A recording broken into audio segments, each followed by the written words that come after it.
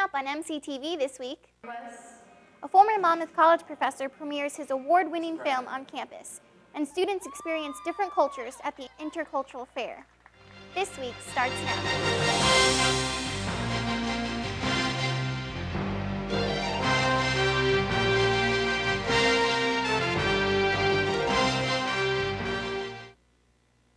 Hello and welcome to MCTV This Week. For Tori Philman, I'm Janessa Calderon. Last Tuesday, a movie with a special message was screened in Wells Theater. Former Monmouth College professor Dustin Morrow showed his new award-winning film, Everything Went Down. Besides wanting to do a realistic postmodern musical, Morrow said that the film was inspired by how music can heal people.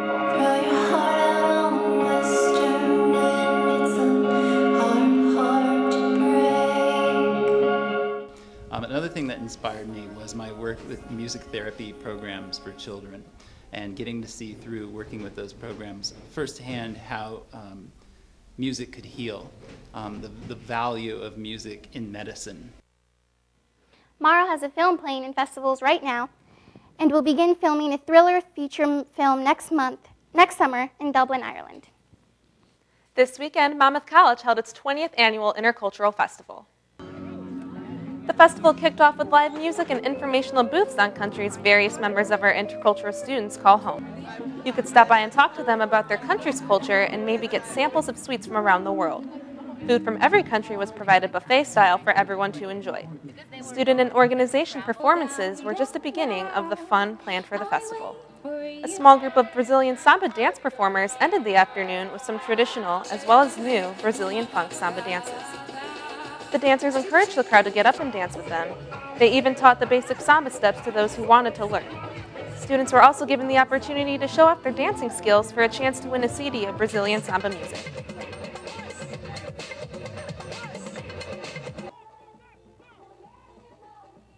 And for us, it's a great opportunity to share the culture with a lot of people that most of the time don't have the opportunity to get to know the culture, And we have a chance to show the diversity of the Brazilian culture, because we have a lot of diversity in our culture with the music and the dance.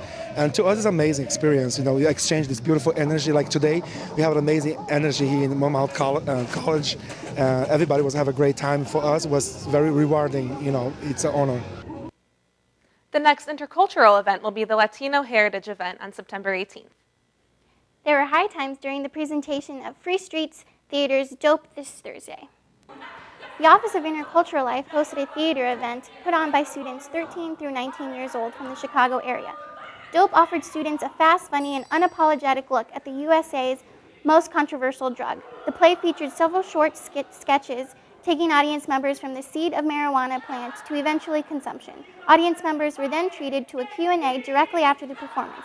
Assistant Director of Intercultural Life, Erica Buckley, was excited to bring the Free Street Theater troupe to campus. And especially since it deals with over-incarceration or the disproportionate incarceration of people of color, which is one of the populations which we serve. And so we really wanted to tackle this issue, look at it from different directions with different perspectives in a unique and interesting way. The next program, sponsored by the Office of Intercultural Life, will be Strange Like Me, Friday, September 26th. Taking a look at some events on campus this week. Tonight there will be a Constitution Day presentation in CSB 100 at 7, hosted by Nathan Calmo in the Political Science Department. Tomorrow, Latino heritage speaker Jose Angel will present about his life as an undocumented immigrant in the Doll Chapel at 7 p.m. And this weekend marks the annual Family Weekend, where the main events will be a solo circus Friday night at 7 and an a cappella group performance Saturday night at 9. Both events will take place in the Doll Chapel. Coming up in sports, a weekend packed full of soccer. We'll see how the Scots did next.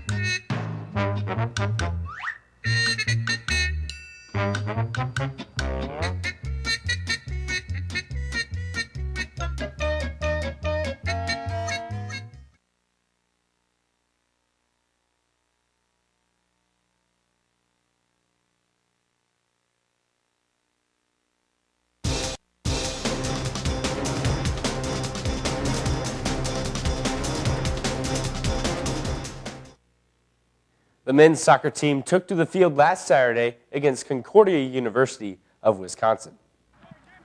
Men's soccer was looking for a big win against first-time opponents Concordia University. It was a physical game throughout the 90 minutes. Monmouth's defenders tried putting a stop to Concordia's offense, but let a goal slide in the 35th minute. Down only 1-0, Monmouth tried rallying back to even the score, but Concordia was too much and scored again in the 62nd minute to put the score to 2-0. Monmouth was not able to get the comeback, but with a loss, Captain Bryce Adams hopes the team took away a valuable lesson.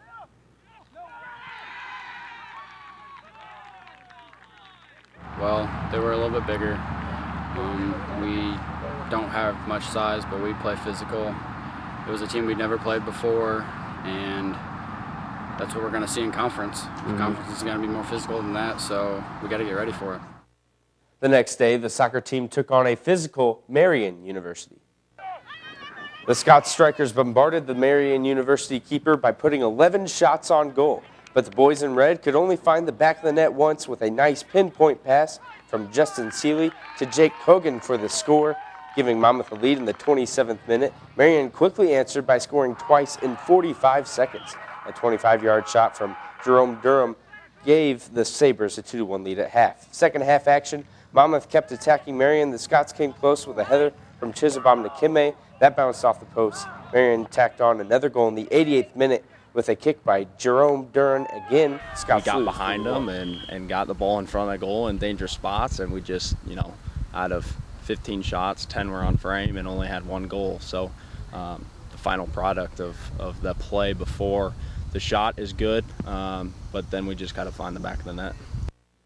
The Scots are currently taking on Millikan University at Peacock Park.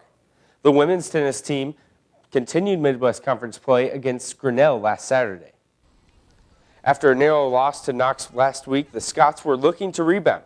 In doubles play, Catherine Hinman and Annalise McDermott taking on Grinnell's number one, down 6 games to love. The McDermott forehand forces a soft lob by Grinnell, and Hinman finishes strong with a backhand to win the point. Next serve, Scots with game point. McDermott serving and another forehand forces the error by Grinnell into the net, and the Scots make it 6-1, but lose the next 2 games to drop the match 8-1. Scots shut out in doubles play. Hinman taking on Grinnell's Shirlene Luck in singles. Hinman facing match point, but not giving up as she receives the serve from Luck and then sends the backhand over for the winner.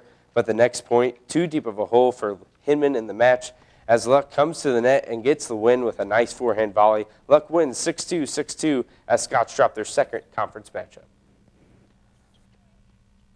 It's a learning process. What I've told them is it's not necessarily about wins and losses right now, but how we play the game. And so we want to make sure that we're playing the game the right way and that we can only control the way we play the game. So let's play the game the right way and hit the right shots at the right times. And even if we miss the ball, if we went for the right shot at the right time, that we can learn from that. The Scots are currently taking on Illinois College. There's your look at sports. Here are your scores for this week.